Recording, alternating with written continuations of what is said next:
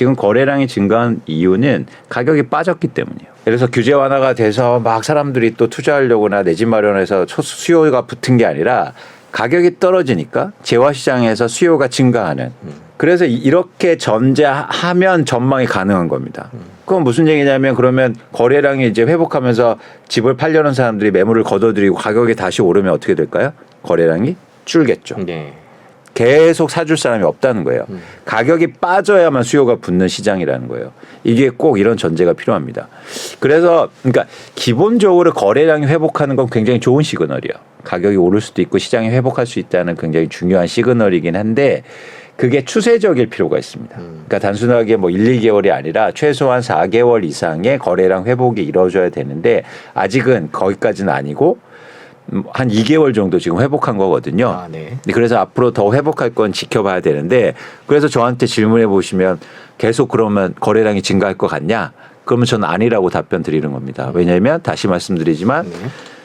거래량이 회복하면서 가격이 오르고 있는데 가격이 오르면 다시 거래량이 줄 거예요.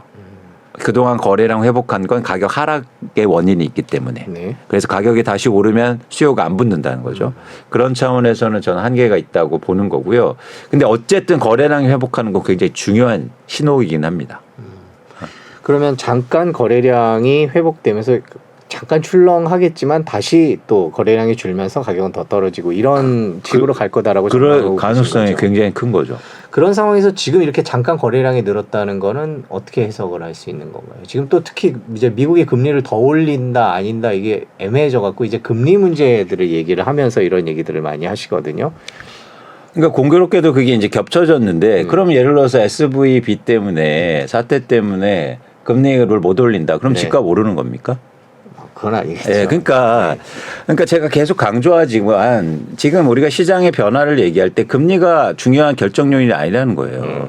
금리가 높아도 가격이 떨어지면 누군가 살 사람이 있다는 걸 여실히 보여주잖아요. 그러니까 최근에 예를 들어서 강동구라든가 이런 지역을 잘 보시면 가격 하락폭이 거의 최대 40%에 있었거든요. 그렇게 빠지니까 누군가 높은 금리에도 집을 산다는 거예요. 그러니까 이걸 여러분들이 관심 있게 보셔야지 거기다 대고 금리만 바라보고 아니면 뭐 인구를 보시고 이렇게 해서 보시면 사실 답을 못 찾을 수 있다.